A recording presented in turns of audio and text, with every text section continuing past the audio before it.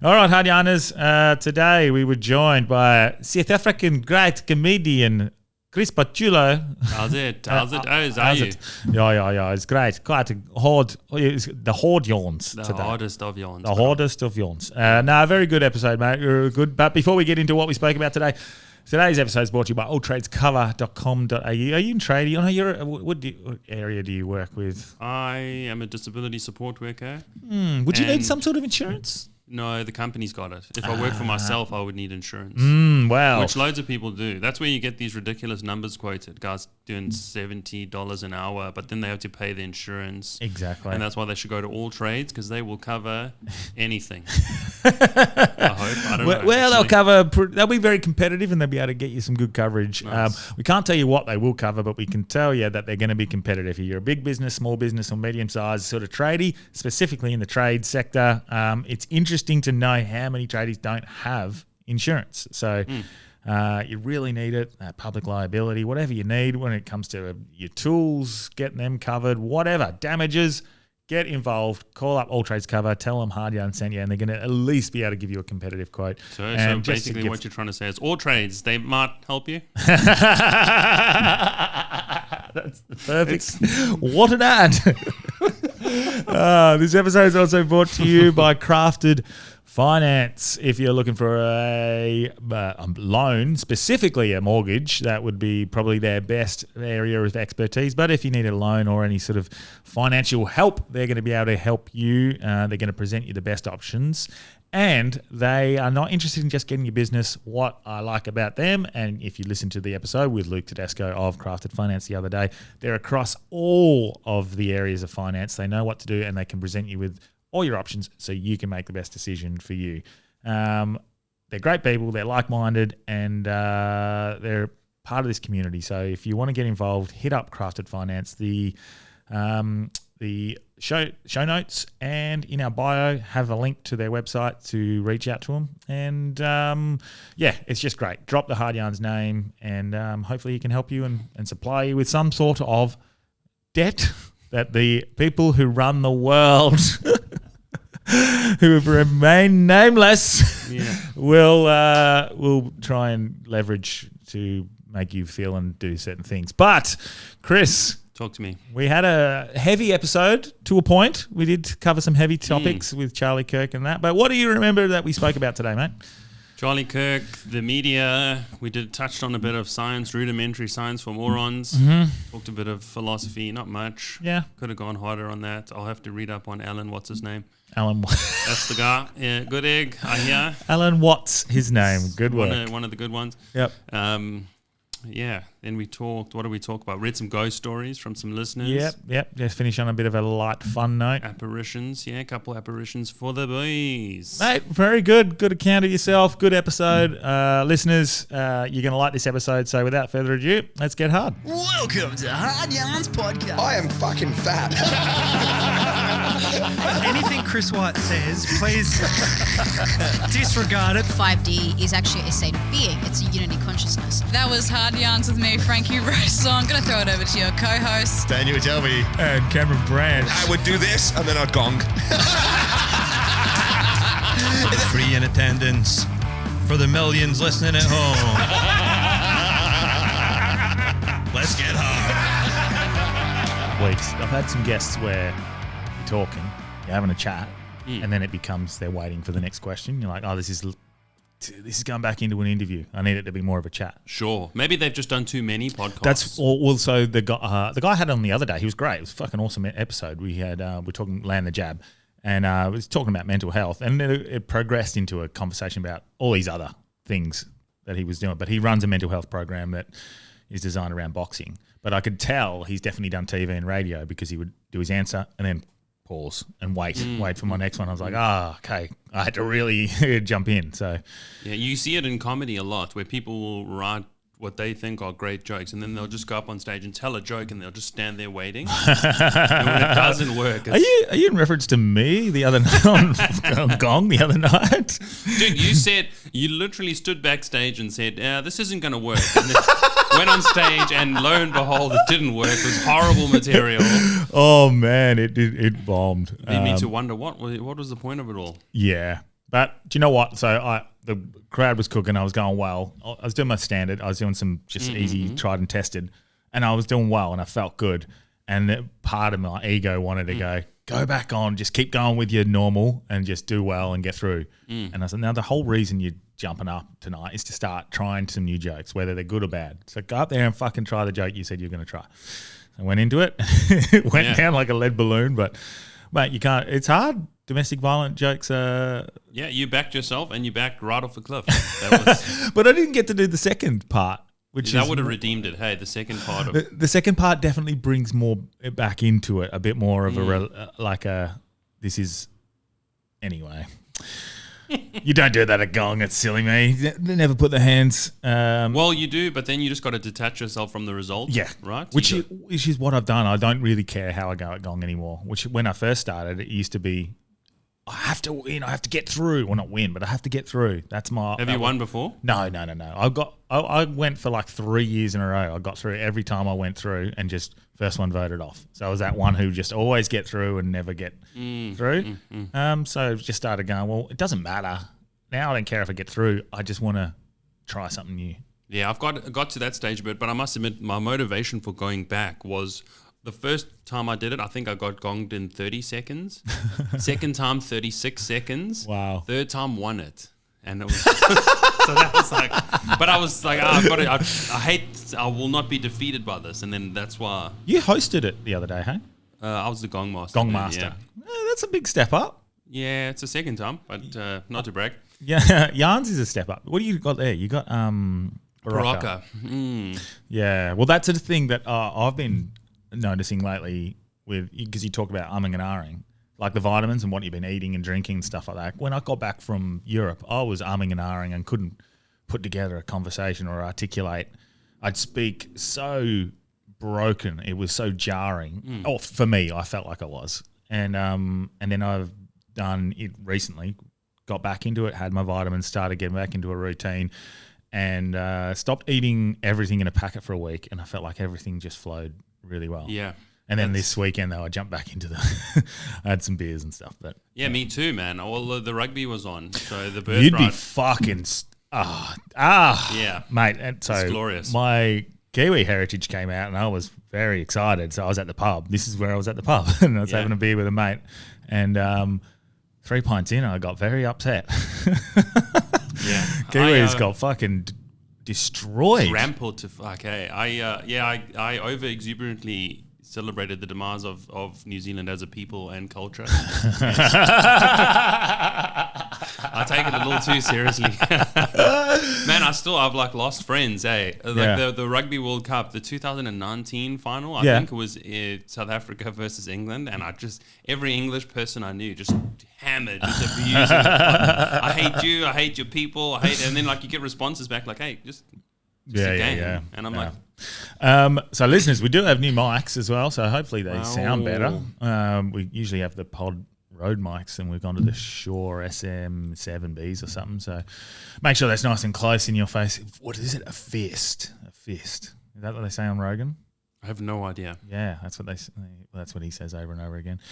But mate, he says everything over and over again. Yeah, that's true. Like it's the same podcast over and over. And I have noticed, unless you get someone on specifically of interest now, I don't listen. And that's not anything against it. It's still the biggest podcast in the world, but But mate, sorry to bring you in on such a heavy week, and it's going to get discussed. Yeah, heavy week for the Kiwis, or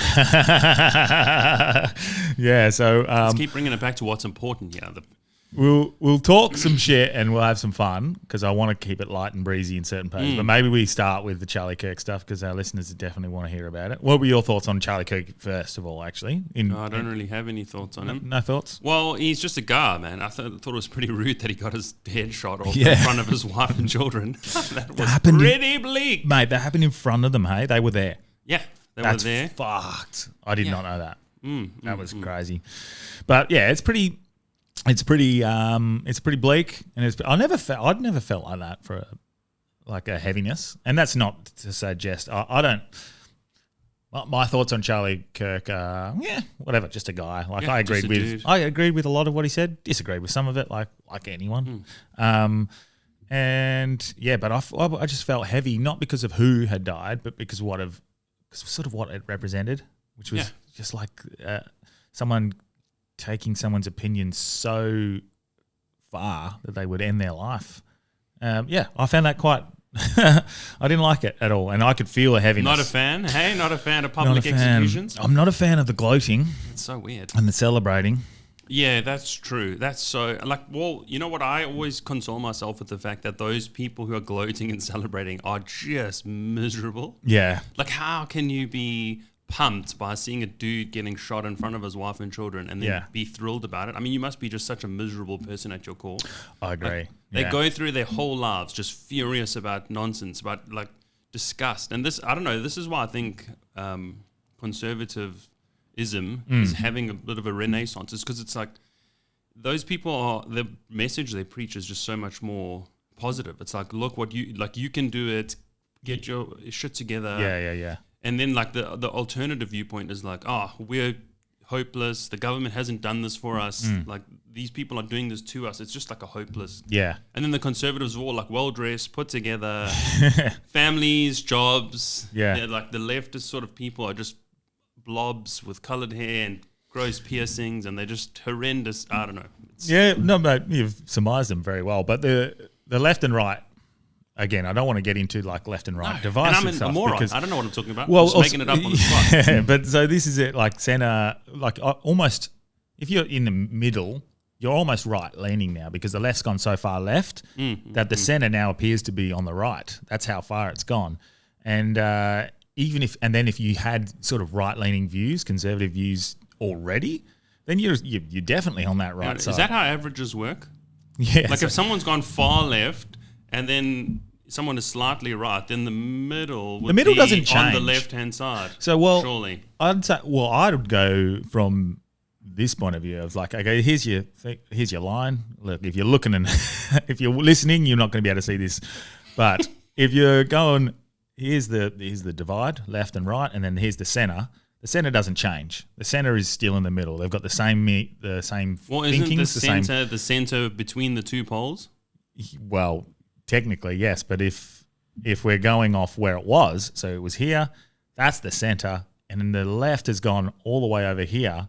Now that center hasn't changed. Those positions, those viewpoints, they still think and feel the same things. Oh yeah, but they come across as far on the right. Yes. Yeah, sure. I agree with that. So on the right side of the spectrum, and so like left has gone so far right, so far left that people appear right even if they're in the middle. Which I think the majority of people, the silent majority, are the people in the middle who just use discernment and logic and just don't really care. They're like, whatever. And all you hear is the extreme left and the extreme right. That's what you hear. Well, yeah, like you can't be logical anymore because there's no objective facts, right? That's the whole postmodern Well, and that's probably theory. The scary thing about the left's reaction is because if neither side is correct. They're both victim of orchestrated division, in my opinion. They're both being manipulated. Who's orchestrating it? Well, Is it the people who own the banks branch?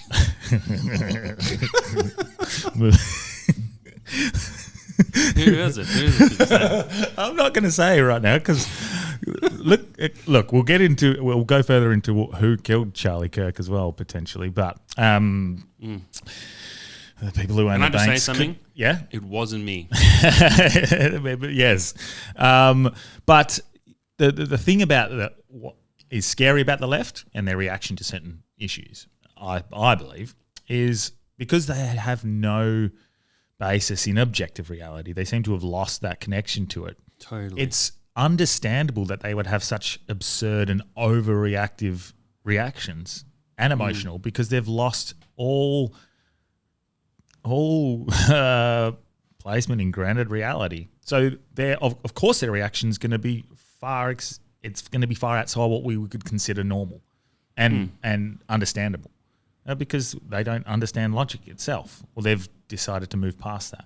Yeah, they've abandoned it. Like they've abandoned reason as a method for ascertaining truth. And that's not to suggest the right are correct as well. The right centralizing, the conservatives and the middle, they're sort of based in logic and reasoning and discernment and understand the sort of values of both sides and find a happy ground in the middle, generally. But then the right side are based probably more heavily in faith and conservative values. Well, they're both based in faith, right? But one's faith in God and one's faith in identity. Oppression. That's very good point. So there is a fear that their reaction is that. But one thing, and I said this in a clip, and I spoke at the protests on the weekend. Was there a protest on the weekend? There was protests all around Australia, and they went really well. And there was one in the UK I saw, Tommy Robinson. That was... With only 13, whatever, 112 people. Yeah, so 110,000 they said were there, and that's I reckon that's bullshit. Well, I don't know anymore because they showed the drone shots, and I'm like, wow, that looks like 115,000 to me. Yeah, but is it AR? I don't know. It's real, but it's look. I even checked through like ChatGPT. If you were to analyze that footage, what would you assert? And she's like, well, I don't have the ability to assert, but this is the facts that they use for meters squared per person. Blah blah blah blah blah. Yeah. So what did ChatGPT reckon? They said. Best guesstimate is 110,000, but by my guesstimate, that's always under assessed, and it would be at least closer to 250 to 300,000. Yeah, 300,000 fascists in the street. That's pretty insane what's happening over there. But yeah, so what I preached basically was. So this was not like this wasn't anti-immigration rallies that they had the week before. This was anti-government corruption. I got asked to speak. Chloe Geddes as well got asked to speak as well. And everyone went way too long, man. Everyone went way too long. It was like a classic open mic night. Yeah, exactly. So I just read the room. I was the last one. I was the keynote speaker. They gave me 8 minutes. And I said, mate, like this has gone, everyone's supposed to have done 5 minutes and you've given me 8. I'm not doing more than 1. So I went up there and said, you guys I'm the last speaker. Let's just get on with the march. That's what you're here for. They all cheered and I was like, I'm going to leave you with this. And it was just a message about unity that, and I said this in the clip, that the people who were celebrating and reveling in the death of a loving husband and father, no matter what your thoughts on him are, I don't hate them or I don't resent them. I just feel sympathy for them because I feel like they're victims of the orchestrated division. But the thing that I said that people aren't going to like in the crowd is that if we respond emotionally in response, if we yell at them or we get angry at them, we too are also a victim of that orchestrated division. So it is about understanding that they've been manipulated, understanding the far right have been manipulated, orchestrated, in my opinion, from the top down, using the media. They use terms and they smear people with terms of like anti-vaxxers or even far right. You don't see Charlie Kirk's name without far right. Exactly. And it's like, he was pretty moderate, yes. Pretty normal. Exactly. So these people, we need to understand both sides have been sort of manipulated and you say the words fascist Nazi over and over and over again in the media and on fucking The View or all these things. Eventually people start to go, I'm going to do the thing that's for the greater good. And you're going to get a few fucking extreme leftists who go, well, I'm taking it into my hands. And that's exactly what happens. They don't, if there was people orchestrating it, and you could argue that it was orchestrated because I don't know, if you've looked into some of the things he was talking about in the weeks coming into his death. Charlie Kirk? Yeah. Wasn't he sort of like wavering on the pro-Israel narrative? Well, he was. And he was, oof. He was going against. Hard on the Epstein files. He was hard on the Epstein files. So I was hard reading the Epstein files. Hey. Hey. So, there we go. So, it was very interesting. And I haven't, I'm not going to dive too much into that out of respect for what's happening at the moment. So we're chalking this up preliminarily to Mossad? Is that what's going on? Well, there's some people, certainly some people. I mean, dude, how rock and roll was the whole beeper thing? With regards with Mossad? Mossad. The exploding beepers? I mean, dude. Oh, yeah. It was a thing of beauty, really. I mean, like, human suffering aside. Yeah. What a stylish maneuver, hey? Mate, they're fucking... So they'll go above and beyond to science. Oh, mate, kidnapping Eichmann? I mean, dude. Yeah. It doesn't... but regardless, those people, them... We'll call them them at the moment. They, them.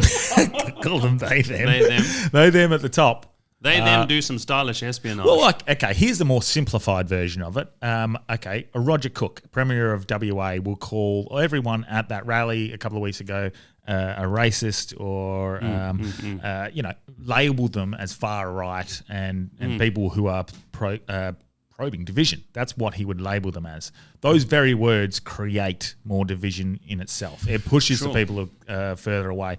And also, him saying things like that is the exact reason people protest. Because, of course, like, if he's saying that's what they are, and he didn't listen to any of them saying, no, we're very concerned that you're not taxing the oil giants, and we're very concerned with our hospital ramping, and we're very concerned with the cost of living crisis and the inflation and all these other Mm. issues that you're not addressing, and you're completely dismissing us. We feel unheard, so now we're going to protest. That's the exact reason they're protesting, is you're labeling them something they're not, which shows you're not listening. Predecessor turned this place into a gulag and run medical experiments on the population? That same guy. Well, he was the health minister. Yeah. During Wow. State Daddies. But surely McGowan. there should be royalties on minerals. I mean, surely minerals should be considered commons for the Australian people. Exactly. Surely? Yes. Or is it just me? I don't know. No, you're very correct there. I'm a moron. What do I know? So all of these things, like Also, income tax is theft. I don't know. Anyway, look, you're going to fit right in with the listeners. And yeah, so that's it's understandable whether you think it's genuinely orchestrated from the people above or due to or a symptom of that do you think same that's orchestrated smart? division. I don't think they're that smart. I think they're just they understand if you prod enough division, the left and the right will do it themselves.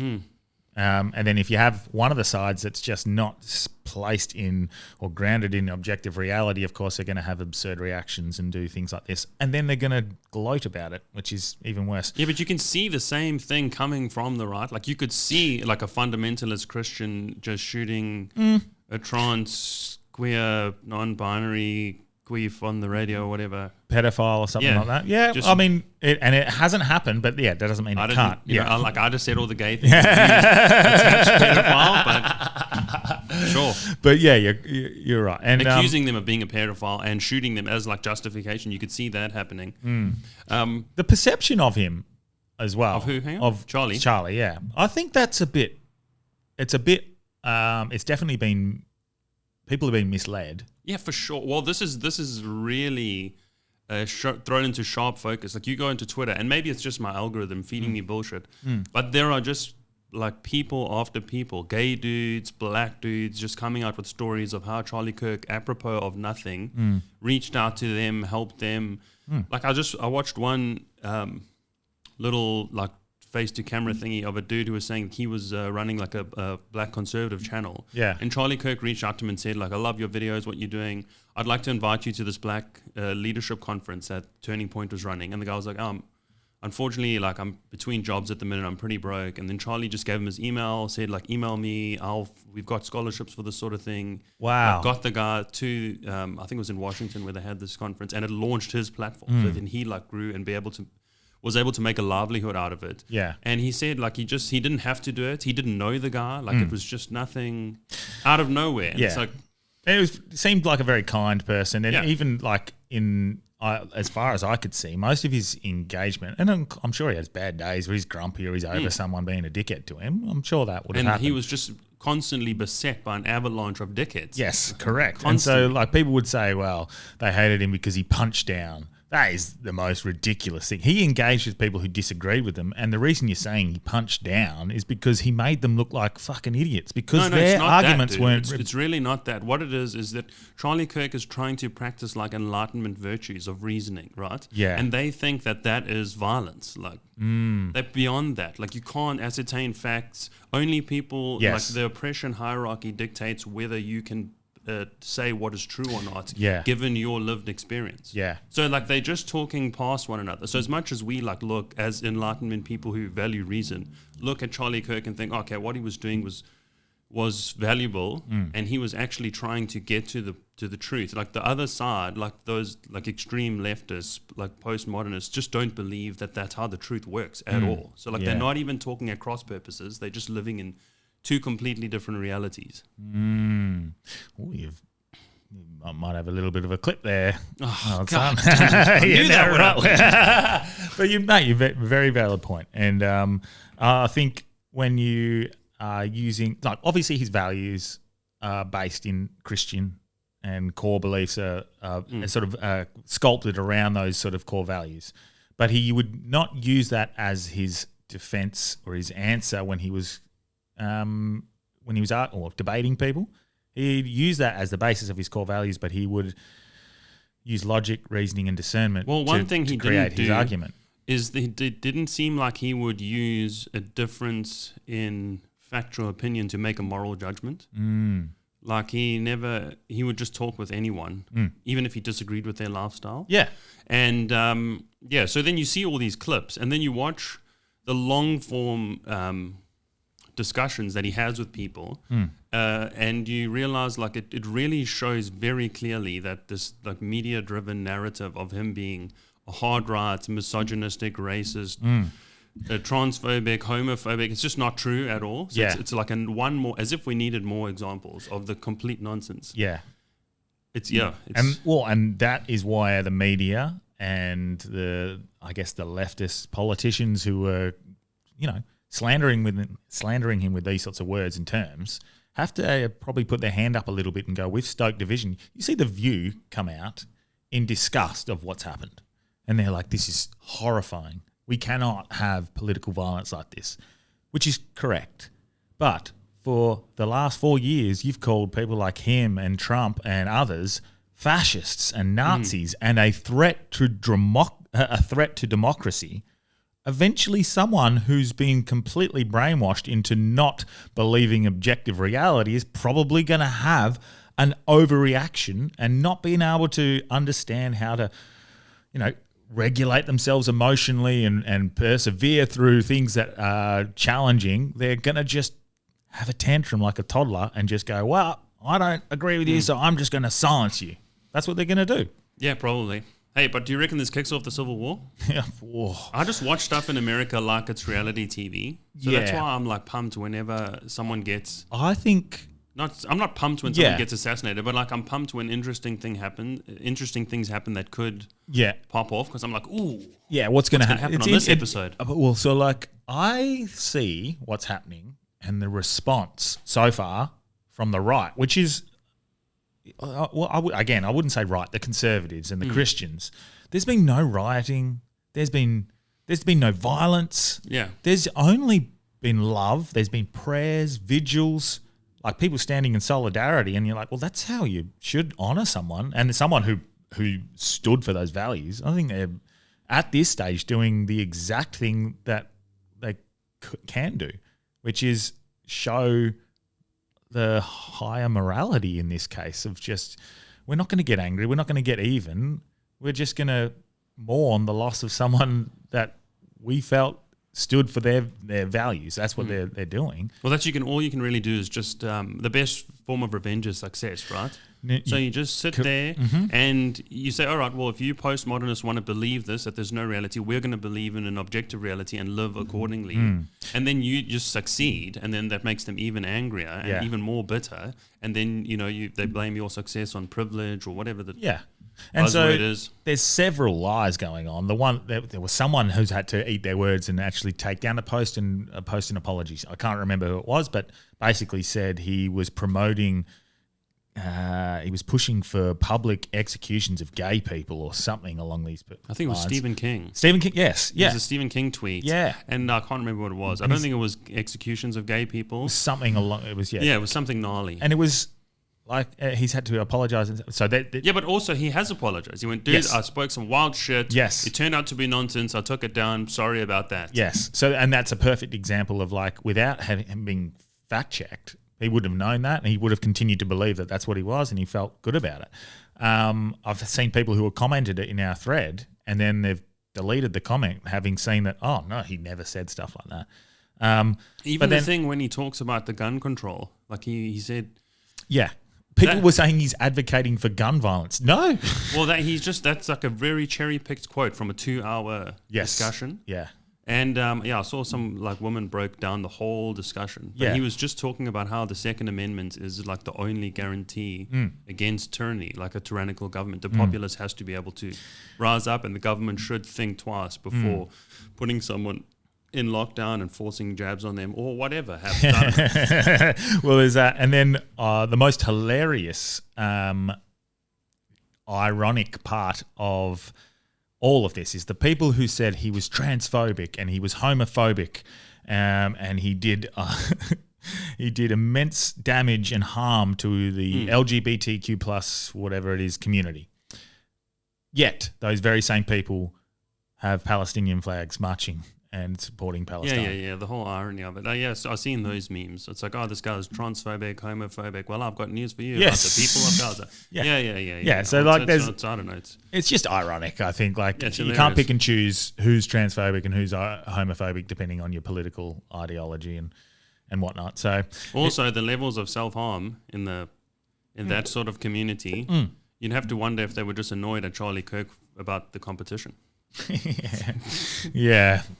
So, man, it's pretty sad, but it has seemed to be, and I think it's just part of a bigger awakening I'm seeing around the world. Yeah, you see Tommy Robinson's thing. What's your because you're an immigrant to a country. Like my parents are immigrants. Mum's from England, and my dad's from New Zealand. Norman Citizen, you can fuck off with your immigrant. So, what are your thoughts on what's going on? And I'll try never to think publicly. Yes. And I'm going to put you in it now. Yeah, you definitely are. Because but then again, it's like my response. I write penis jokes. I'm a comedian. I don't have any. That's a good answer, though. I read a bit, but my opinion is that I think Western liberal democracy is like the high watermark of human governance. So, and I think it shouldn't be said to be racist to say that. I think we should like celebrate liberal Western democracies. Like they got a lot wrong, but they've produced a lot, a lot of good. We can't, now we're racist for saying that, I guess, but whatever. So I think we should try and protect that and the values that have got us this far. Yeah, and they're pretty good values, and I think they're worth defending. And I think people are realizing that they're worth defending. And they bloody should. So that's only. Oh, mate, definitely. And then you see like the way.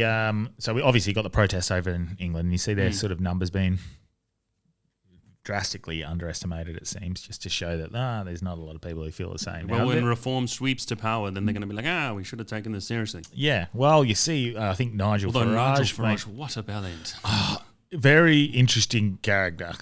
Old Nigel. I did agree with something. He's a real Nigel. Yeah, so I did see one thing that I was like, "Oh, you've made me think there." So obviously, UK is doing all these crackdowns on social media posts, suggesting someone should, if you did something that's inciting violence or against Israel or anti-Semitic or whatever, you're going to jail and you're going to get arrested. He raised the point. He said, "Okay, well, what about all these people who called for me to be shot and killed?" Yeah. Over the last couple of days, are they going to get arrested? And it's a very valid point. Are they? Like, I don't know what happens from that, but there's a lot of people who over the weekend who called for someone like him to be shot. That's pretty.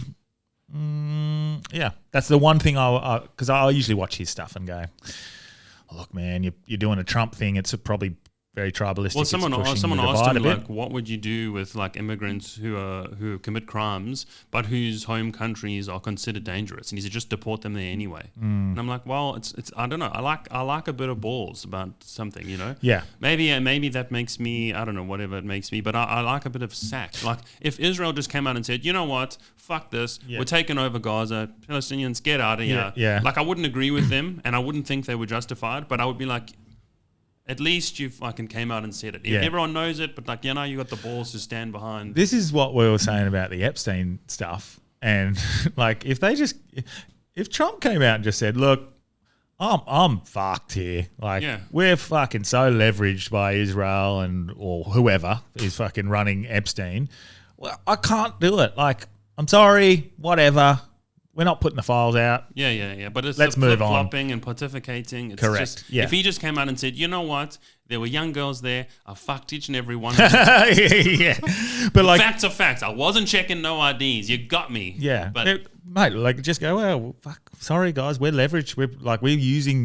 Our government has been using this to our advantage as well. And now I can't let it all out there. Also, dude, like he survived so much. Trump? 36 felonies, 2 assassinations. Is it 36? I don't know. I'm just pulling a number out of my ass. A lot, yeah. 2 assassination attempts, like 2 impeachments. Like what? Like surely he can just roll over the speed hump with minimal fuss. Yeah. Just be like, fuck that shit. What do you want to do? Well, there is a movement at the moment internally in the Republican Party to get them Another one. Yeah, to get them released, to force the hand to release at the very least the unclassified files. So they need 2 more signatures to bring this to, I guess, Parliament or. Can we give them the signatures, or do they need to be important people? No, they need to be the senators. Oh shit! And So I'll sign anyway. So they only need 2 more, and so I think they'll get those, and then at least we'll see the unclassified stuff. Force their hand. Sure. But yeah, that'll be interesting. But yeah, that's another thing that's playing out in good time at the moment. I don't know if it's going to come out the way we want it to. It's like 9/11, dude. You'll never get to the bottom of it. No. Tower 7. Who blew it up? Come on, what's going on? Something's fishy. Mate, but yeah. like we'll never know. Yeah. Well, Will we? No way. Not officially. Not even. You would have like a good assertion. I think everyone has a pretty decent assertion of what happened in 9/11 now, and that's probably not far from what it is. Same with JFK. Same with the lab leak, dude. It was a lab leak in Wuhan. Yeah. Even now on Wikipedia, it's like, wow, it's controversial, it's speculated. I'm like, everyone knows. Yeah, Come on, knock it off. Exactly, yeah. So I think everyone kind of knows. There might be a few details that are move here or there, but everyone kind of knows who and what was responsible for the Twin Towers attack. Yeah, it was Dick Cheney pushing one of those cartoons. Yes, everyone kind of knows who was responsible for the JFK assassination. There might be a few bits that move left or right, but everyone kind of knows it all. We generally have a good idea. It's just this unanimous understanding, yet we just accept that we're never going to know the exact truth, I don't know. That's why we exist, to question it. To talk mad shit with no foundations or backup. Well, I mean, not to disrespect the death of Charlie Kirk, but there is some interesting things on who did it, and I'm not certain we'll ever know the truth on that either. This gunman, this kid. No, I think it's pretty. I don't know. It doesn't seem conspiratorial. I think it probably was that kid just acting on like a lone mission. So my gut tells me that everyone, like I said, that orchestrated division has pushed us so far apart that someone's going to react emotionally, and it's been this more kid. likely this kid. But dude, how wild is it that image, that footage is just on the internet forever? Oh man, like does that feel bad? This is where I start to go, like, because that's shit, man. Like, you see anything else. 2 kids. Like, how are they going to have an internet experience? Like, they can never go on the internet without getting sent video of their father being shot in the neck. What the fuck? It's so insane. Mate, and that was left up for so long. There's some wankers who will just send it to them. Yes. Like, say hello to your dad for me, and just fucking just so brutal. They can never have a normal internet experience. That felt like so. There's little things that go on in the videos. People are questioning it and going like, "Oh, it's not real." Like his ring finger, the ring changed fingers. Because I woke up and I have a group of a WhatsApp group which is some mates from uni. Yeah, and it's football related. Yeah, we just bonded over Premier League. Yeah, and honestly, all it ever is football memes. And then I just see Charlie Kirk in there, and I was like, "What on earth?" Yes. Why have someone sent this right-wing nonsense to this group or whatever? Yeah. And then I just open it, and like first thing in the morning before I've had a sip of coffee, it's some dude getting shot in the neck. And immediately I thought, oh, is that AR? Is this? Well, because now you don't know. No, you never know now. And look, I think it's most likely the reasons behind these videos being a bit glitchy is probably because I only see it in one angle. I don't see that in several angles. Surely there's hundreds of people who are filming. Yeah, so if this ring finger changes, it would change in all of them. So I think that ring finger thing is probably just a glitch in one video. Like it's just is what it is, or intentionally out there just to fucking, throw. It's a glitch in the Matrix. Oh, yeah. And then the black dot thing. He wears a they're like, oh, everyone's like, why would he be wearing a lapel mic if he's got a mic? Because he does it for his content. So he wears a lapel mic and he has the mic. Like he does both, and that's the lapel mic. How come we don't have lapel mics?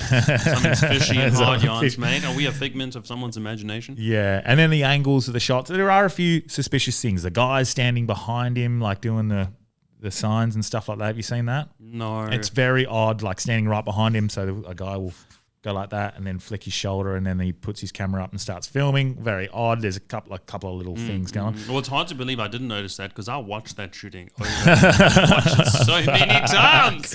Mate, I was addicted to the gore. And this is and that's what I was getting at before. Why was it left up for so long, and why will we be able to see Still up right it now. Yeah, that's never Because allowed. that's social media, brother. But that's never allowed. Well, and that's what Albert Camus, Camus, the guy who wrote Stranger, he was like saying if you want to have executions, you got to watch them. You got to, if you as a public want to execute people. So that's why I'm kind of pro. It's being just up. This is what you people want. Yeah, have a look at it. Have a look at the blood squirting out of this man's neck. Dude, and it was such a, like, the way his arms jerked up, you knew his body knew it was fucked. Like, it was like, oh, we've got a problem here. Mate, it felt, but I think it's important to watch it. oh, yeah. It made me feel what? something like I've never felt before. Yeah. Like, it was really... This is what you want. This is the literal face of what you want. I think, though, you said before, is it the Civil War? Is it the start of something? I think it is the start of something good. I think people have shined a light and realised, okay, life is a lie. Like, look at how poorly this side has reacted, and how kindly and how much love the other side has reacted, which is not what you're told. Is the case. And again, I'm not suggesting one side's better than the other because they've both been... Yeah, well, you definitely are. You definitely are. Just nail your colours to the mast, mate. Come on. One side definitely operates in logic and reasoning. And I definitely... Are you worried about alienating all the leftist listeners of Hard Yarns podcast? Oh, there's so many of them. But I'm just very conscious of falling into divisive arguments and being a part of that. So division. my way to get around that is what you got to do is just mock each side both relentlessly. But Don't take anything seriously. Isn't that what a good comedian does, though? They mock both I don't sides? know if we're going to have to find a good comedian and ask him. Yes, well, you are doing very well on that, I think, lately, mate. That's maybe you are the comedian to ask. Sure. Yeah.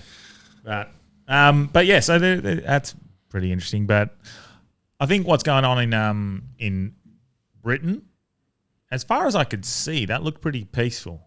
Yeah. Which is not what I, honestly, even from someone who doesn't believe the media, it's not what I anticipated. Yeah, because it's all just middle England, just like, dudes who get a fish and chips on a Friday night and try to keep a few beers in their fridge and take their kids to football on Saturday. It's not like these people who are... Well, do you think they're all aware of the fact that the violence isn't the answer, and that's what's going to paint them in a poor way? So by just marching respectfully and peacefully, they're doing this almost out of spite to prove. Like, no, I don't think so, man. I think that gives them too much forethought. And again, it's like it's just who they are. There's a comedian called Lee Camp. I don't know if you heard of that yeah. guy. Lee Camp's Lee great. Camp? Does Unredacted that Tonight guy. or whatever it is. But Redacted Tonight, yeah. He had a clip once years and years and years ago where he was like, evil people, the difference between good and evil people is evil people make plans and they have like pie charts and they have progress notes, and good people are just like, I wonder if the weather's going to be good enough for a barbecue on Saturday. They just want to live, and I think loads of those people in that far right march are just like, I wonder. Yeah. And it's like, we can't, we can't afford anything. Like, I don't know how grandma's heating. It's like, this is too much. Yeah, and even walking around in our protests the other day, which was anti-government corruption, which is what they're talking about there in those marches, and there was nothing. Very rarely did people even bring up immigration. They were bringing up other things like, forcing vaccines on people and not taxing the billionaires or the corporations and prioritising them.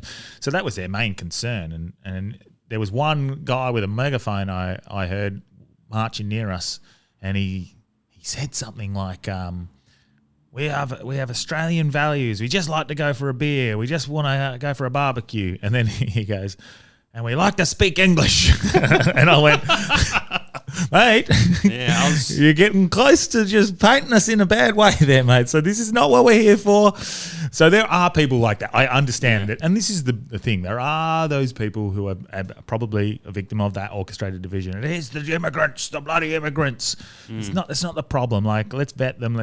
Immigration's important in a certain way to Australia. Well, not in a certain way. It is important to Australia, but it's important to Australia's property prices. Yes, exactly. So there are some fucking issues with just letting everyone in, almost. Well, they let me in, so the standards are low. Are you a citizen yet? Yeah. You are? Yeah, brother. Good. Now you can say what you want. Fuck these immigrants, mate.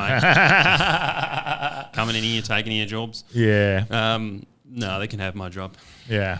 But what else has been going on, man? It's pretty hectic few weeks, but I don't know. It was good coming down and seeing you at the Comedy Lounge and seeing some other people. Comedy seems to be thriving for you, mate. You're going pretty well. Yeah, it's chugging along. First time because you've been travelling for comedy as well, huh? Yeah, I try to get over to Brisbane once a year, Melbourne once a year. I haven't been to Sydney yet. It's on the cards. Mm-hmm. But yeah, Brisbane's pretty cool. I did my little hour there for the first time outside of a fringe. Really? Yeah, sold 46 tickets. Yes. Oh, for a no-name brand from Perth. Of the strength of my poster. Just put up the dog whistle to all South Africans. Hey? Yeah.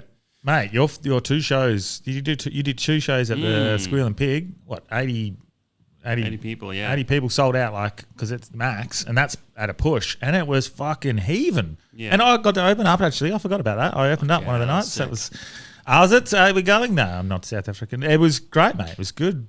Really good. It was a great show, what I saw. And just a thirst for it as well. It was really good. It's going gangbusters in Perth. I think we got a lot of eager beaver open micers opening up rooms everywhere. Yeah, so I'm definitely not doing that anymore with Squealing Pit. Admin's so hard. Because you run Port City. Do you run with it? Is it Tyrone as well? Nah, he retired from comedy. R.I.P. Tyrone. Oh, what? Yeah, okay. And then... So is it you just by yourself? Who runs that? No, I recruited a dude called Felix. Okay. He's a young up-and-comer, a hungry dog. A hungry dog. Yeah, he helps out. Good egg. Yeah, nice. That's down in Freo, hey? That's Fremantle every Wednesday, 8 o'clock. Come check it out. It's a good time. I'm there soon. When am I? Fuck yeah. Sometime, I don't know. A couple Figure it out. 3 or 4 weeks, something like that. But it should be good, man. I'm interested. So you haven't been on the Yarns, and you've seen, I guess, the clips in the past. Did you think there was any conspiracies or anything you were going to discuss today? Not really. I'm not really a conspiracy guy. My favorite one is birds aren't real. And it's probably the least plausible one, but I just love the wild shit talk of it. And then there's people who commit to the bit and go and protest about how birds aren't real. It's very... Mate, and there's that and the flat earthers, and that's probably alienating a few listeners. I can't be convinced on the flat earth. Yeah, but they'll be too stupid to unsubscribe.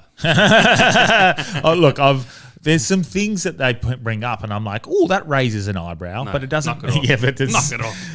Some of the things that they raise, I'm like, that raises an eyebrow, but for other reasons, like maybe flight paths and stuff like that. I'm like, okay, that's an odd thing, but what are they avoiding instead? Is I mean, the photographs that have come from outer space. I've been getting into astrology a bit. I don't know if you know much about structure in the universe, but it's like the Milky Way is part of a small group of a couple thousand galaxies. Yeah, and it's being sucked towards the Virgo cluster. Oh, really? Which is one of 4 super clusters that are being sucked. That's called Loniarchia, which is being sucked towards another thing, which is called the Great Attractor. Okay. And then beyond that, they reckon there's another thing. So there's a massive cosmic force being exerted on everything in the universe. All these galaxies together form structures, which are. And the way they define a structure is it's all going in the same direction. So it's a cluster. Yeah, there's a cluster and then a super cluster. So, but it's you can't even fathom the scale of it. Yeah, because when you zoom out, you see our solar system, and then you zoom out, and we're one tiny little part of this huge, immense Milky Way, and then the Milky Way is part of the galaxy. The Milky Way is part of the Virgo cluster, which is part of another thing of 4 clusters. Yes. So just billions and billions. You can't fathom the size of it. And then you zoom out even further, and it's it's like brain. It looks like brain. Neural pathways or whatever. And it's not all scattered randomly. It's all scattered along the same shapes of these. I don't know. I'm going to butcher the understanding of it, but there's these acoustic barycentric oscillations. So when the universe was hot plasma, there were sound waves vibrating throughout the universe, and then when it cooled, those sound waves kind of froze, and the matter still has the shape of all those sound waves. Really? It's so wild to wrap your nugget around it. But then people will be incredible. There's no God or whatever, and then I'm like, hang on, there's godlike force being exerted, asserted on the entire universe, and I'm just it makes you kind of Well, suggesting there's no God, you don't have to believe in dogmatic religion to believe in a God. Sure. And even if the universe feels too intelligent and too perfect and too synchronistic to not be of some sort of intelligence. It feels or so randomly beautiful that these synchronicities that we see everywhere are just perfect by design, like an accidental. I don't think it's design, but beauty. I think the intelligence is the rules. You know what I mean? Like the intelligence is yes. So and then like the force is the force that's busy being exerted. Like you can just see it happening. With like entire galaxies are being ripped across empty space towards an end, and you're like, that is like awe-inspiring power. And we're like, oh no, it doesn't. There's nothing. And then come on now, knock it off. Well, then you zoom out even further, where they know that there's different universes. Is it different realms, different. You're talking about many worlds. Yeah, many worlds. Alternate timelines, and you move. Yeah, that's like a consequence of what do they call it? When you like make an observation and like, now this is I'm a moron, so please take this with a pinch of salt. No, but this is gospel. Yeah. So when you have like quantum mechanics. So I'm trying to wrap my nugget around this, right? Yeah. So it's when you have like everything exists as like a wave function, and when you make an observation, it collapses the wave function to a definite point, but there could be like other universes where you observed it like made the observation at a different point. Yes. So like every time you make an observation, you set that particular reality, and then there are other observations you could have made. Yeah. And then those are alternative realities, because everything exists as a spectrum of probability, and it's only once the measurement is made that it becomes finite. So it's a which hard, is the observer. Yeah. Yeah. So that's you've explained that really well.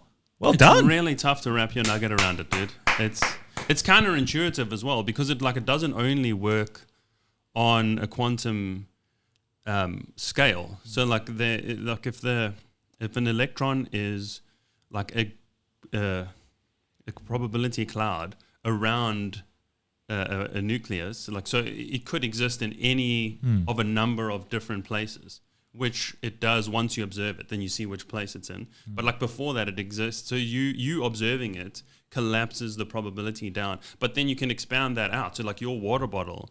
Yeah. But once you like observe it, it's there. It gives it. Yeah. It gives it acceptance or acknowledgement. Scientists are gonna, but you've got an army of scientists who listen to this podcast who are gonna be like, this guy's a moron, and I am. So thank you for recognizing that. Well, whatever you've explained there makes sense in my head. It's so hard to it's so counterintuitive. Yeah. Like even you look at like little experiments they do, right? So it's not the double slit experiment. Yeah, well but there was another one where you take an electron. Now electrons are like a fundamental particle as far as they can tell. You can't chop it up, but it's like that. It has spin on it, right? So it's either spin up or spin down. Yeah. So like if you fire an electron through a magnetic field, it either goes up or down, right? Yeah. And so there's no spectrum. It's either up or down. It's not like a little bit up and a little bit. There's no spectrum, which is weird. Why would it do that? Yeah. But anyway, so then you put another magnetic field behind it, tilted to 90 degrees, and you would think, all right, the ones that go up will then go left or whatever, depending on the orientation. But no, they split 50-50. So it's the measuring the second time splits it 50-50 between the probable ways it could have gone. So it's like, that makes no sense. Why is it doing that again? It's mate. Yeah. But I guess trying to figure it out and understand it is folly to begin with. Well, I don't know. I think that's like the only thing we should be trying to do. Trying to understand. Yeah.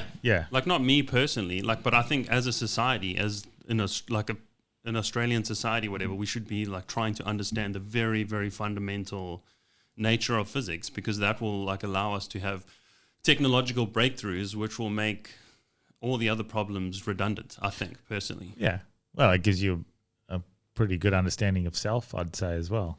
Sure. But it gives you, well, maybe it doesn't give you the understanding of self, but it probably gives you as you zoom out and understand the lack of importance of your. Oh yeah, totally, man. That's why I can't take anyone seriously who takes things seriously. You know, this is I struggle so hard. I'm like, oh, but did you know the supercluster thing? You know that? Yeah. It's like, mate, what are you talking about? And this is one thing I love our community that we've got, but I do get people who like will message. And this isn't like a bit of fun on the side. This isn't like, I love questioning things and being curious, and I love using this platform to shine lights on maybe injustices or whatever. But also, this is fun. Like, this is great, fun times. I go home and sometimes I'll have a cool, in-depth chat with my partner. But the rest is just like, how's the footy? Or like watching. Is the weather going to be good enough for a barbecue? Yes, exactly. You're a good human being. Yeah, is my daughter, let's see if we can go ride our bikes around the lake today. Or, I'm just a very normal guy. Then you'll go to a pub and then someone will come up and say, oh, how's all this? And same, you go to a protest like that where it's all of those sorts of people and that's what they want to talk about. I'm like, this is not who I am. Like, this is I love talking about it on here, this little 2-hour little spot here. And then the rest of it is just like, I'm an idiot. Yeah, total moron. Yeah. Do you read much? What are you reading? I need to get back into it, man. I used to read like, the self-empowerment books. And the 97 Rules of Powerful. All Power Now, those sorts of. Oh, you were an Eckhart Tolle guy. An Eckhart Tolle guy. Yeah. Well, didn't understand it at the start. Still don't understand it now. Yeah. There was a period in the middle where you felt maybe you got it. I was like, oh, I got it now. And then 2 years later, you're like, oh, no, I didn't get it. Like, I don't get it. You know what? I read The Secret one time, Rhonda Byrne's. And I was like, this is a total load of garbage. And I've filed everyone who's ever been associated with her in the same catalog. And I've never looked into it. So I will confidently say Deepak Chopra and Eckhart Tolle are two fucking woo-woo morons. Never ever engaged with anything they've ever done. Yeah. Do you like, what's his name? Dr. something Dispenza. You're going to have to be really much more specific something. than that. Dr. Joe Dispenza. Never heard of the fellow. He rebuilt his spine with his mind.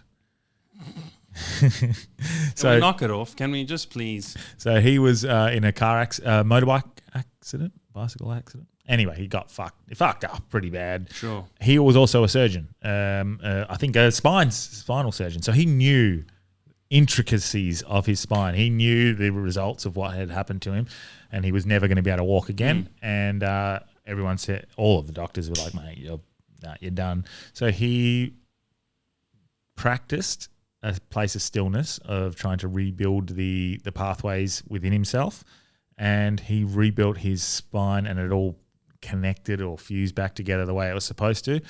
And the doctors were baffled, and he said he did it with his mind. I just rewired it. I got quiet with myself and rewired it in the way that I knew that my body would. Have you had him on the pod? No, I'd love to. I don't know who this geezer is. He's huge, big following. Well, Dr. Joe Dispenza. Sure. What I would say is probably his spine healed in some way, and then he's after the fact. He was doing the meditations, and his spine was healing, and they were independent of each other. Yeah. But he's just now has the perception that one's caused the other. I would suggest that's a logical. Are you a conservative?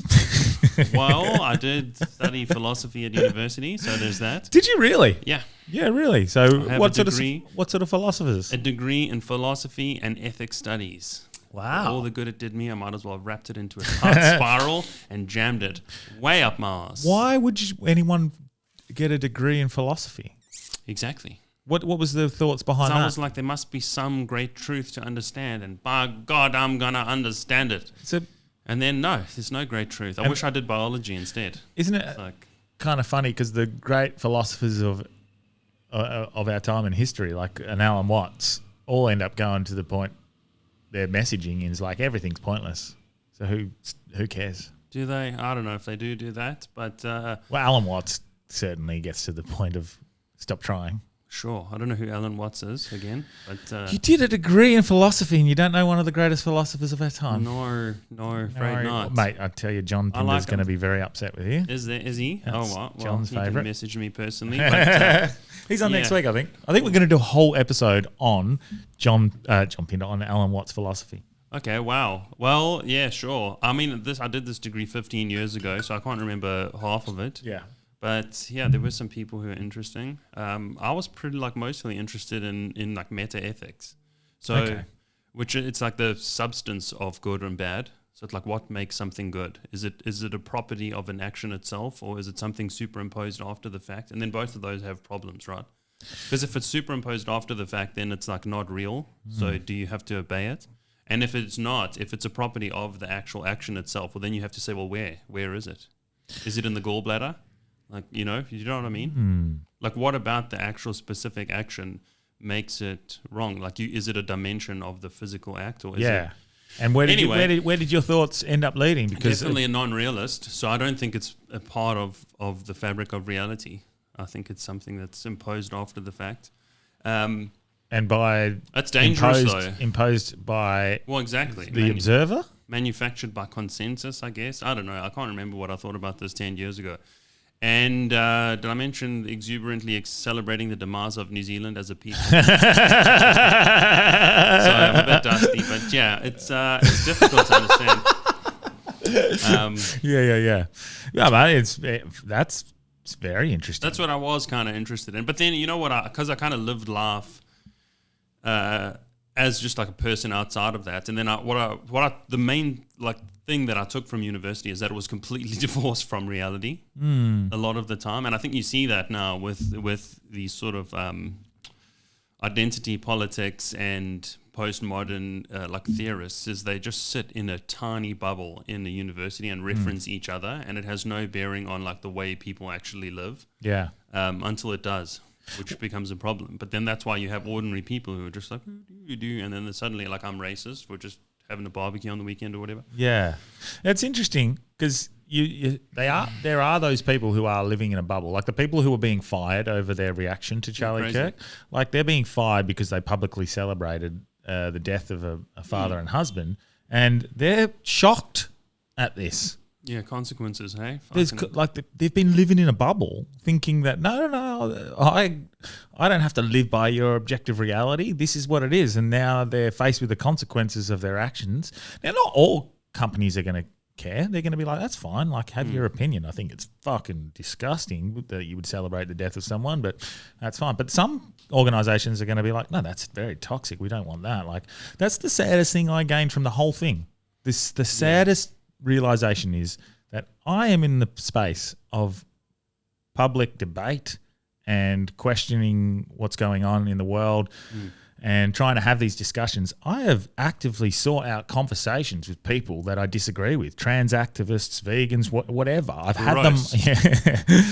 I've had them on this podcast, and we've had great conversations, what I felt like were great conversations. And at its essence, that's exactly what Charlie Kirk was doing.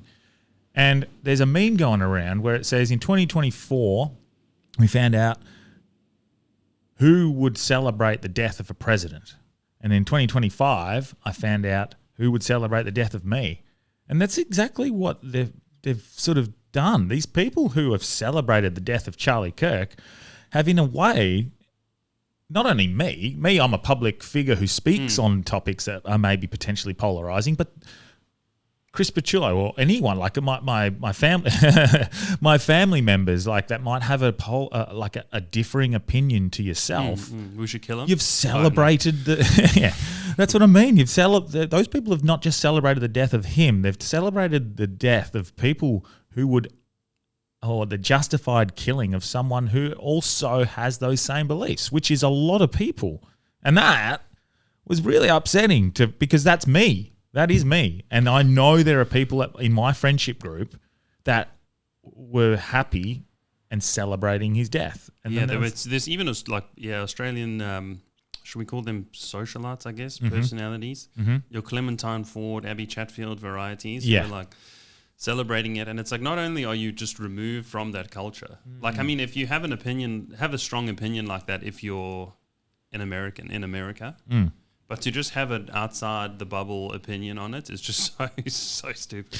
And I guess then those people are stupid. Now, again, no one should be threatening Abby Chatfield's life or anyone for death, which is what she had been receiving, which is, I think it's still despicable. Doesn't matter how she's reacted. Yeah.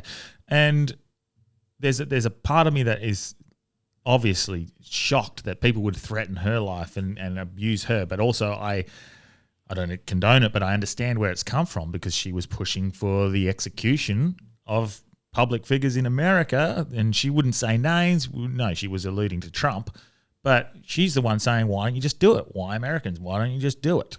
And now there's been a backlash, and she's really upset with that. And so there's a part of me that's like, hey, you shouldn't be fucking going after Abby Chatfield and threatening her life. But also, Abby, this is what happens when you go out and you incite violence. People get upset and respond emotionally. Both, again, victims of orchestrated division, in my opinion.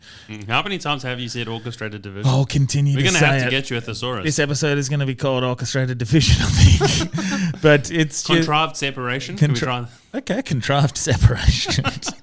But it's, I mean, who orchestrates that division? Who contrives the separation? Who contrives the separation, do you think, Chris? Who do you think? I want you to put a name on it. I want you to put a people on it. George Soros and the Ethiopians. Yeah, well, there you go. Sorry, Joe. Yeah. I don't know who. I'm not going to put a name because I don't know who orchestrates the division from the top. I've given you examples in this episode of like local politicians being a part of that problem and the way they've done it and the way they frame it, and then the way the media echoes that as well. One conspiracy I get behind, sort of, is the spark in searches for specific terms like racism and that happened around about 2016 when the Occupy movement was sort of reaching its zenith, I suppose. Do you agree with that? Are you into that at all? Have you looked at that? No. Explain, because that's again, it's very loose. It's just like But the idea is that all of this sort of like postmodern stuff was just used as a smokescreen to divide people who were coalescing and coming together to fight the sort of essentially the class system. Like as one, and it's like we started occupying banks, we started threatening the money, people started doing like withdrawing money in mass, those sorts of protests, and then the money, which is what matters, right, was like no, we can't have this. So they started sowing all these seeds of discord among the populace, started making people fight over LGBTQ stuff, started making people fight over trans stuff. Like that's one sort of conspiracy theory. But again, I think that gives them too much credit. I don't know. That's like literally I read 6 memes and I'm like, yeah, fucking these people are yeah, but I understand sowing that division. If you're pointing the finger at each other, you're not pointing the finger at the people at the top who run the banks. The bank boys. Yeah. Well, you're not. You're not pointing the people at the top. People who run the West Bank. I don't know what that. I do not know where you speak of. Yeah, you're not. You're pointing it, and I can get behind that idea. I think, or sowing that division, and I see it because I've always said that good, like, what would you call them? Activism in whatever area has been hijacked by so many different divisive attitudes. Hijacktivism. Hijacktivism. It's been hijacked. Like good causes have been hijacked. And so, like, for example, it doesn't matter what you sit on climate change. Pollution is something we can all get around. Is that we don't want that, and that was something I would go like, yeah, let's not litter, let's not pollute the planet, let's stick with that. And then you start adding in the climate change rhetoric and this divisive thing with people who agree, like we want to stop polluting, but they don't want, taxes on certain things because of something that doesn't exist or does exist or whatever however they want to frame it. Surely, if activism's working, you should need less of it as you cruise along. Do you know what I mean? Like it's if you you know, like there was people who were like, gays are being discriminated against, we don't have our rights, and then they started to get stuff like, it's fine to be married, it's fine to do all this, and then surely like we should have less gay activism. We should just like right now, which we do. Like gay people are like the activism just skyrockets. Well, but they've got lumped in with the pink dollar is massive. Like it's so much money generated, and I'm like, well, now you've become. So you think? It like the gay activism because they got everything that they want and they're not oppressed or in like any way. Any activism, like it should the goal if it's working, it should decrease over time. Yes, you should just be like, all right, well, we don't need this anymore, and then now we can just hang up our cloaks and just go into society and just be members of society. But it just seems like there's become an entire activist class. Yeah, and there are people that only do activism. And there are people whose entire livelihoods are tied up in activism, and I'm just like that. It should be the goal of it should be to have like diminishing returns. I want to say, but that sounds ridiculous. Yeah, no. But it's like, you know what I mean. It should just be like eventually there should just be less and less activists and activism off. But it seems to be going the other way around, which makes me think it's not about activism. It's just about having a tribe and having an a identity. fight and like activism as identity, which is batshit insane. Yeah. Well, you want to be able to break down the barriers between the two. What is the divide, isn't it? Sure. And then, but who says whether or not it's over? I guess who runs the divide project? Well, yes, but who says whether or not that activism is over when you feel like you've done enough? Yeah, well, it should have like goals. Once we've achieved these goals, but then they just keep making more goals so that they can keep making more activism. It's. You know. And this is what Wolfie said, and he was using vegans as a perfect example. Really? But he wasn't saying that? vegans. Was Wolfie not creatively edited, or did he actually say that? He was not saying vegans specifically. He was saying the activists, the heavy activists that are out there being disruptive. What like are Tash you? Petersons. Have you chatted to her? Yeah. We've had her on, and she was great in person. Yeah, she seems like a sound sort. Yeah, became a dick online recently when we had a boyfriend on, which he was great in person as well. So. Really nice in person, both of them. But then again, it's like I always take solace from the fact that she really believes all that stuff, right? Correct. And so she, in her mind, she's living in a world where there are just holocausts going on daily. Yes. Imagine how upset you'd be if there were holocausts. You'd be like miserable constantly. And I'm like, so she's just constantly miserable. And this is why, like, the far left, the extreme left, you see that they truly believe that the right are all racists and hate mongers, and they do believe they're on the right side. Just so like the right does, they believe they're standing up for all logic and reasoning and not letting this cult overtake their freedoms and actually standing up for what's good. So they both believe that they're doing the right thing. They both believe they're the good guys. Yeah, okay, so they do, but the right does that while having families and while going to church and having community. Yeah. So they're not miserable. Yeah. I don't think. Yeah, that's correct. But so the left just does it and they are just so lonely. They're like constantly medicated, just have all these disorders, and you're like, guys, and then, surely have a look at yourselves, surely. And then the guy who would bridge the gap between the two, who was able to have a conversation with them, ends up getting whacked. Now, whacked by who? A symptom of that, or is it? I think it was a lone actor. I think so. I what was the guy's do. name? I don't know. He's a 22-year-old student who apparently, but I don't know whether to believe that totally. He was coming out against Israel quite a lot lately, and he'd had some. There's inside words that his donors pulled a lot of money. Charlie Kirk. Yes. Yeah, he was, well, you know, you look at Israel and you're like, well, you guys have gone a bit far. Yeah. I mean, that's what he was. You know? He was heavily lobbying for the release of the Epstein files, and in the last 3 or 4 weeks. Off as Israel. Yeah. Because I saw there were like murals of Charlie Kirk spray painted in Israel.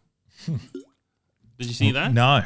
Yeah, there were like big Charlie Kirk murals spray painted around wherever the. Yeah, so he rejected some funding from Bibi as well, and there's some. Yeah, but Bibi is. I mean, he's a monster. Can we just say that? Yeah, he's surely that's not controversial at this stage. That is not controversial. No, he's a war criminal and an insane person. He goes to jail as soon as he's The corruption thing is just he's backed into a corner. He's got to. So he has to stay in power until. Yeah, that's why every time they start nudging towards a ceasefire, he fires a missile into a neighboring sovereign country. Yes. Yeah. He's just looking after his own back. He cannot physically have a ceasefire. Yeah, but people are unaware that he will be going to jail as soon as he's no longer. Because also, there's been protests in Israel, massive protests, in Tel Aviv, I think I've seen and stuff. Yeah, everywhere. And you don't hear about it. It's just not televised. It's not. Well, and this is it. I don't think it suits the narrative that they're trying to press potentially. Well, look, this is a perfect example. The protests I was at the other day, the ones in Sydney and a few others, it was quite large. Didn't see one bit of news about it. I seen some news about the one in Melbourne because two protests clashed. It didn't get violent, but it got tense. So they went with that. They didn't show one part of Perth where it was just loving and beautiful and everyone had a good time. Yeah, tension at these protests suits the narrative that who did you say was controlling? But I saw a wacky thing on Twitter. A guy was because obviously they had this Tommy Robinson. Tommy Robinson march, and it was 1,200 people or whatever, and then they had the counter protest on the other side, and then they had a police thing separating them, but sort of the angry anti-racist kind of people, the police were just all dressed normally, and then on the other side, the police were all in riot gear with shields and batons, and then even though neither side was sort of violent, it didn't really get. The imagery you get is a bunch of patriot dudes with riot police and then a bunch of anti-fascist or whatever dudes with the police are just chill. And you're like, oh, well, that's such a conscious decision. Mate, even the laws that came in just literally last week in WA, or the new regulations for protesting. So the right to protest, you have the right to protest. But our protest, we were not allowed to wear masks, which is kind of ironic considering we protest to not have to wear masks a few years ago. But the pro-Palestinian ones were allowed to wear masks. Is that a thing that they decide on a protest by protest basis, or is that? Apparently, it's just the new standard in Perth. What do you mean? Well, it's supposed to be abided by anyone protesting. Okay, so the standard is no masks. Yes. Sure, I can get behind that. Yeah, that's fine. That's the thing. Nail your colours to the mast. Yeah, exactly. If you have an opinion, just have it all the way. Exactly. You can't half-ass it. So, but I did find that quite ironic that they were trying to ask they were making sure a group of protesters that protested to not wear masks do not wear masks. Sure, hilarious. Yeah, they just want to see their faces. Probably just so they can go up. I mean, I publicly spoke, so yeah. For 1 hot minute. Yeah. Set the room alight, baby. I'm not obviously that I've got the impact that someone like a Charlie Kirk has or anything like that, but the whole thing of him getting shut publicly for speaking about things that are polarized, that do polarize people's opinions, very much scared me. And I had a couple of chats with some people. What do you think? Okay, do you think Charlie Kirk is more famous now? Do you think so? He'll go down as a martyr and he'll start all sorts of movements. Oh yeah, well now, so if you weren't aware of him, now you're very aware of him, sure. And you're very aware of his content, and you're probably looking at it going, "Wow, what a respectful person to have engaged in conversations with people who he disagreed with," and he only used logic, reasoning, and respect. People will say he punched down. He didn't punch down. He just spoke well. Punching down's a really stupid term anyway. Yeah. Can we just park it? Yeah. Just make jokes about anyone. Yeah. Punch anywhere. Yeah, exactly. Go swing for everyone. Punch everything. Yeah. And but now my big question to you is, if would it be worth it? If I could say, Branchy, you're going to get shot at a speech 3 weeks from now, but my God, you'll be famous because of it, and people will remember your name, and there'll be vigils. Would you reckon, God on top? No. Coward. No, I'm a father first. Sure. And that's what's important to me. You're a father figure to me. Yeah. So, mate, definitely. I've had chats with people, some people were calling me on the Friday. Some people who I very heavily admire in this similar space, just saying, hey, it's all good, not putting the fear of God in you, but just be cautious. It's a very temperamental environment at the moment. Yeah, we got pretty good gun laws here, though. Yes, So correct. It would have to be like a farmer, and I think they're on your side. No, they're on my side. Yeah. Sure. We're parting for the farmers. So, Sure. but yeah, it's more so just the Just maybe have a Google alert for trans farmers. Yeah. And then you'll know you need to worry if you get one. Yeah. But mate, I did actually. Yes, I do have some ghost stories. I thought we'd end with a bit of fun and lightness because that's we have covered some heavy topics. Have we? A little bit. Yeah. The electrons are heavy. So, mate, this is where you can, take the piss all you want because some of these are great. Some of these are probably just a coincidence, but I don't know. Some of these are just like... Hit me, Chewbacca. Yeah, okay. Maybe I'll... where are we? Okay, I'll start with a comment. So, one of the comments we got. So, all right, here we go. One time I was making dinner and I was chopping some potatoes. I went into the garden for a break and my boyfriend carried on chopping the potatoes. When I was in the garden, I got a really sharp pain in my thumb and looked down and I felt like it was bleeding. I thought it was weird because I definitely don't remember cutting my thumb. I ran inside to clean up and tell my boyfriend, and he just cut his thumb in the exact same place where I was chopping up the potatoes. Still freaks me out to this day. Is that just by chance? No, I think they should get DNA tests. They're definitely siblings. I think that's the only way a connection like that could be established. I think you are fucking your brother there, lady. And get that checked out. All right. This is I think this one was pretty good. I did these this morning, sort of waking up in my coffee and going through, because we get thousands of ghost stories and messages, and I haven't done this for I reckon 2 months, so I thought I'd get a few out. As a disclaimer, I'll put ghost stories in the Eckhart Tolle, Deepak Chopra basket normally. Yes. So some of these are really good. So all it was once was Delby. He read a thread on Reddit, just read it out. He's like, "How cool is this? Let's go through this and have a bit of fun." And we clipped it up and it went viral, and then we started getting millions of views on it, and then we started getting messages. So I'll just read them out. All right, so here's another one. Where are we? My old boss had a heart transplant from a deceased woman after a car accident. I should hope she was deceased.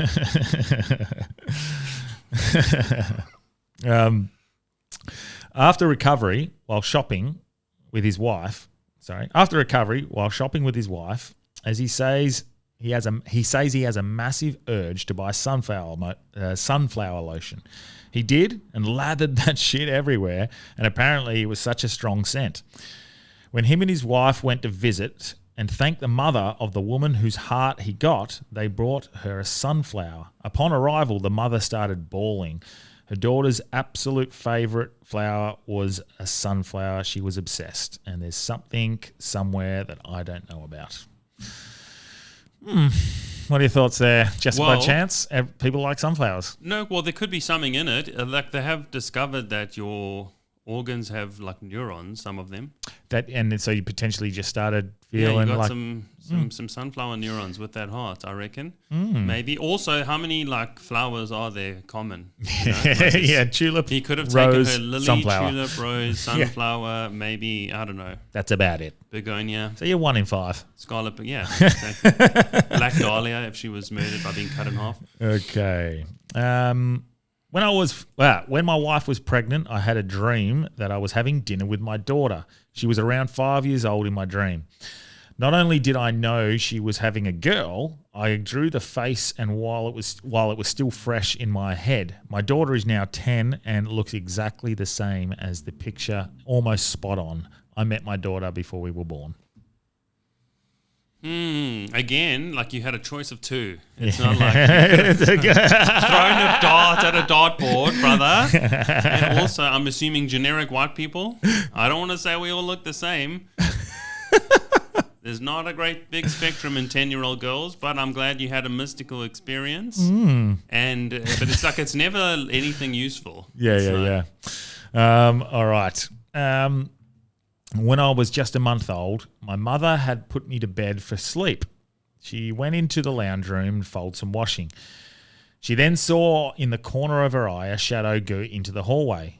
She then got up and checked. No one was there. She went back and continued to fold the washing.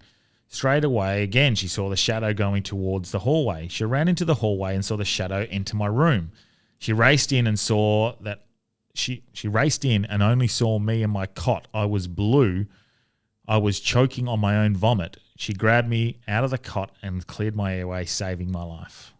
Wow. Do you think that was by chance or maybe even just... Yeah, I don't know. That's an interesting... Yeah, mother's intuition. Yeah. Who knows, man? There's a lot of freaky stuff like that. I'm going to chalk this one up to being totally supernatural. The shadow realm decided to come forth and save this girl's life. I love that. You know what I did? I did read something interesting about that. You know, have you heard of SIDS? Sudden Infant Death Syndrome? Yeah. Well, it happens in adults as well, and it's called SADS. Sudden Adult Death Syndrome. How funny is that? Do you know... He died of SADS. Do you know... Do you know want to know something funny about that? I don't want to say it's funny because anyone... No, it's hysterical. Do you know what is interesting about SADS?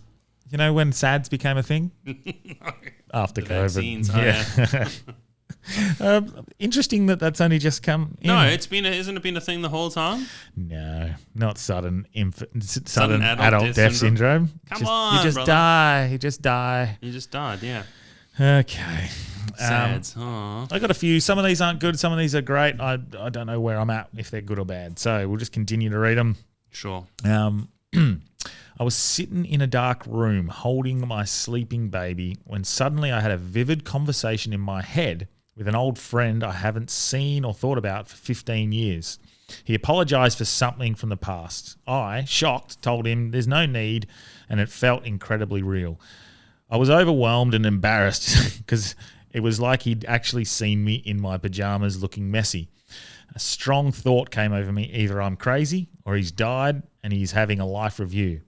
The very next day, I bumped into someone I hadn't seen for a long time. Before I could ask about the old friend, they said, "Did you hear about Tony?" and told me he had recently passed away suddenly at the age of 40. Yeah, wow. That is interesting. And so, but because... She had no recollection, no understanding that. Yeah, but so if she had just refused to talk to him, Yeah. then he wouldn't have been able to die, and he would still be with us. So she actually killed Tony, I'm pretty sure. She had just said, "No, I'm not dealing with this." His soul wouldn't have been able to leave his body, and he'd still be with us. So I'd say she's a murderer. That's my verdict on that one. Our poor listeners. Oh, that's good. I like that. That's great. Okay. This one's from Bex Louise. I've got one for you. Okay. My oldest daughter was 10 months old and woke screaming one night. Would only stop when I took her out of the room. So strange. I tried over and over again, but she screamed every time I had her in her room. Eventually, I took her to my bed and cuddled her. She sat up, looked at me and made a hand motion that I taught her for gone. I said, "Okay, baby, gone. It's gone." Having no idea really what she meant at the time. The next morning, my mum phoned and my grandfather had passed away. At the time, the baby had woken up screaming and said gone. Grandpa was gone. How many words did the baby know at the time? Well, maybe she only knew gone. Yeah, that was, again, I don't know. Is it coincidence? Is it not? It's hard to say in that instance. I think, what are we going to rule on? We're going to rule on the side of connection there? Babies are pretty wise. I think when it comes to kids, they're pretty onto it. They're intuitive, I think in a so. weird, strange kind of way. Yeah, do you think there's a connection to that quantum that you were talking about earlier? Yeah, spooky action at a distance. That whole thing where it's like entanglement. You reckon the grandfather and the baby were entangled? Yeah, maybe, or potentially I have no idea. Okay, here's another one. Hi, this is Vicky from England. Thank you for telling us where you're from. English listeners, hey, wow. The reach of this podcast, brother. Made reach around. We got one from Seattle. We got a couple of stories in here, but okay, this is Vicky from England. G'day, Vicky. One night, me, my sister, and a friend were having a sleepover when we were 8 to 10 years old. We were sat in the dark on the bottom bunk of our bunk beds, and our older sister was asleep across the room in her bed. As we chatted in the dark, with only the light from the landing, we saw a small woman wearing a cloak enter the bedroom. She did not acknowledge us at all, but was fixed on our sister. She walked over to our sister, stared at her for a few seconds, then turned and walked back out of the door. The whole time we were scared, speaking about what we were seeing. The whole time we were scared, speaking about what we were seeing and the thing, and we didn't even realize. Did not even realize. We were there. Sorry. Let me reword that. The whole time we were scared, speaking about the thing seeing us and not realizing we were there. To this day, we have no clue what we saw, but we all vividly remember it the same.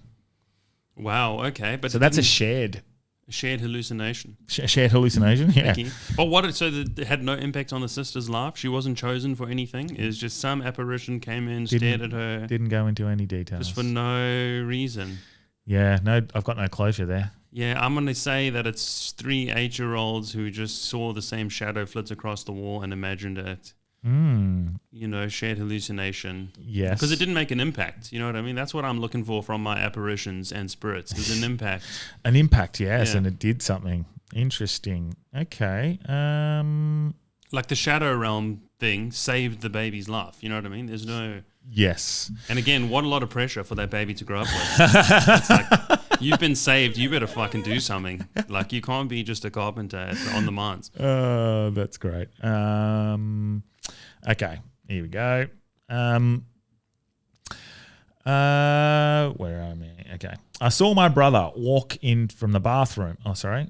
This is a longer one, so I have to go back up. Okay.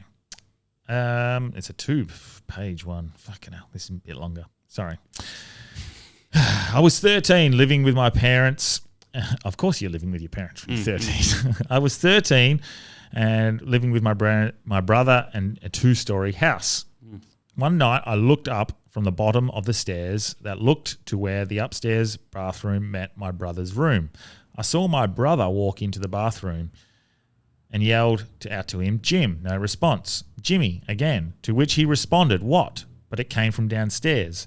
My mum was in the lounge room near the bottom of the stairs and my dad in the kitchen cooking dinner. I just saw someone upstairs. We all walked up there and saw that no one was there. My mum, during the day, while my brother and I were at school, would see the same boy, like my brother, walking around the house. Later on, we found out that it was Later on, we found out where we built the old house was an old farmhouse and a young boy had died there. Aww, that sucks, bro. Do you think it's just like it's just by chance that they're seeing this young boy, or like it's a thing, or do you think it's like they're seeing the lost spirit? Well, I will say that it seems like staircases are just such a common feature of ghost stories that I'm inclined to just believe them off the bat. Like as soon as you've got a staircase, you seem to have haunting. I don't know, man. It's difficult to say, but because the thing is, when they say that, like things have been around for so long. Life has been around for so long that chances are something has died where you are. Yes. So if that is the case, why aren't they also seeing like ghost dinosaurs and ghost, I don't know, whatever, ghost amoebas? Yes. Like way back, ghost megafauna. What's so special about this one boy? Yeah. Was he murdered? Doesn't say. Who's to say? Passed away, yeah. Yeah. Interesting. All right, this is the last one. Sure. And then we can talk a little bit more shit. You've good debut. Well done, Chris. I've enjoyed this. Thanks, mate. All right, so hi guys. I wanted to tell you about my daughter who was born 3 years after my father died. He died Christmas 1994. She was born Christmas 1997. As soon as she was able to talk, she used to say, "A man came to see her in her bedroom, and I just thought she was dreaming." When we finally went to my mum's house, who lived hundreds of miles away, my daughter kept looking at a photo of my mum and dad, looking at me, back to the photo, back to me, and said, "What's the matter?" I said, "What's the matter, darling?" She said, "That's the man who comes to see me in my bedroom. He was the best father and grandfather ever." Yeah, wow. That's pretty moving. And maybe there is something to like the whole collective unconscious that she's tapping into. Oh, yeah. Something. So not necessarily seeing the guy, but understanding the relevance, maybe? Or being embedded in a culture that is making itself known to her. But because there's a group of people who say that's how you get inspiration. That's why people go, like so many people rely on walks for creativity. Yeah, I need to start to vet these stories in regards to how they're written. So I sort of read them, and when people write, their grammar isn't always perfect, or autocorrect comes in and I have to assert what the word is meant to be. So it's actually hard for me to read some of them. So that one was apologize. Pretty cool. And I hope for her sake it's real. You know, I don't think the realness of it is important. I think that it's kind of a nice narrative. And it's a nice, cute thing that they can tell themselves, and and it's like a good thing for the girl to believe. You know, the daughter. She's like, she was visited by her grandfather. He guided me, and especially like it would be insane if he was like a racist grandfather, and he was like, yeah, the blacks suck. That would have been. But I hope it's a good grandfather. Would have been so. The Jews are doing it to us. Don't let the wogs in. The grandfather was just hell's racist. That'd be so funny. We found out very quickly in the UK you can't say wog. Yeah, dude. Yeah, I didn't realise like you didn't over here that from the word gollywog. Yeah. So obviously wog over here in Australia is just like not a slander. It's a proud term now. Like, I'm a Pucillo, and I'm like, one of the wogs. Oh, really? Yeah. Oh, okay, totally. Cool. Yeah. So isn't it? Like, yeah. Like the Italians love it. There's a bunch of comedians. There's a movie called The Wog Boy. Yeah. What's his name? Who? I don't know actually, but there's a couple of touring comedians, but they really ham it up, and it's a bit kind of So the wog is like an endearing term here. So you go to like UK, it's almost like the N word, isn't it? Yeah, I think so. Fuck. So he found out very quickly when he went to Edinburgh like 2 or 3 years ago, because obviously he's a wog. He's got that terminology, and just it would have been so funny if he'd had the word wog in his show poster, in his show title. Oh, that would have been mate. I still think he should do it actually. But did you see like the Diddy Party thing? The Diddy Party. Oh yeah, man. And dude, honestly, what was that? Matt O'Keefe. Nicest possible dude, really and truly, the nicest possible guy. Not a malicious bone in his body. Mark. Okay. That's his right. name up. Sorry, can we cut that? Mark, one of my oldest friends. I loved him for years. But did you? Because he was doing his shows at Squealing Pig as well. Yeah, and like I would open up for that show. You mean his Irish show? Irish show, the Irish show, not the Diddy Party. No, because they had the other one, the King. Prince Andrew Tate Appreciation Hour. That really? was the one before that, yeah. And they didn't run that over here? Or they definitely did. They did? Yeah. Oh, classic. Because I think they got like a little bit of, I don't know if people whined about it or not. Oh, okay. Well, no, they definitely, they did the full-blown Irish show. And I would open up from that even though I'm not Irish. Sure. But that's the... Just identify as Irish for 5 to 7. Well, mum's Irish and my sold. There you go. Grandparents are Irish. Practically ethnic. Yeah, there we go. You're in. But... he's absolute legend. The kindest. Nice. I don't know the other dude who was with him, but I know him. Yeah. Mark and so O'Keefe. for listeners at home that don't realise, their Edinburgh show got cancelled because it was called the Diddy Party or something. Yeah. One single white woman made a TikTok complaining about it. And she hadn't been to the show either. No, just saw the poster, jumped to all kinds of assumptions. Making sure that, and didn't realise they're actually demonizing him and they're talking shit about him, and they got cancelled their whole tour. Like they couldn't run that show. But again, also it goes back to the whole postmodern thing where like your intent is meaningless. Yeah. So it's not your intent; it's how your words are perceived that means everything. So you basically have no control over your own actions, and you can be slandered for anything. It's the dumbest possible thing to believe, but yet somehow it's infiltrated every university this side of Bangladesh or whatever. Well, that feels for me by design, and that's one conspiracy I'm willing to lean into. Well, I read a great article about how it was actually a trauma response to the horrors of the 2 world wars today on Colette. Okay. Give it a read. I'm by no means an expert. Yeah. But I don't know, because there's I don't want to get back into it. But there's people like you say, people have this idea that it's by design. But I don't know if it's... Yeah, sometimes it's just like it's... they've just approached the logical conclusion of a bad theory. Yeah. Yeah, definitely. There's probably a bit of that as well. It's the French. The French have done it to us. French philosophers. Bloody French. Knobs. Who have we not demonized today? We've demonized the French, the New Zealand, the bank owners. The bank owners. I'm not saying their name. I'm a coward.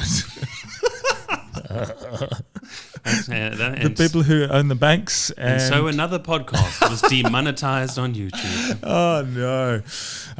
Mate, very good. Good fun. Enjoyed that. Is there much coming up? Anything you want to plug before you finish up? Dagnammit, I'm doing a show next Friday. I want to say it's the 26th.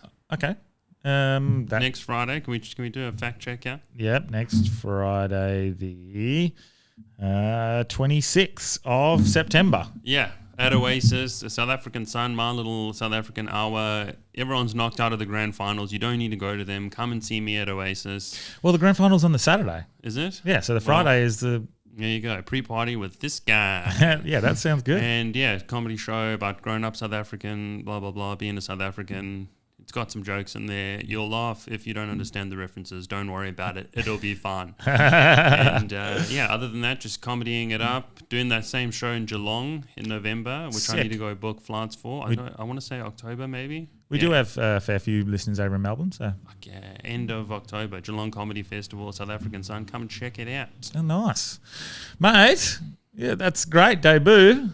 You're on. You're in. You're part of the far right extreme groups now. I can zig.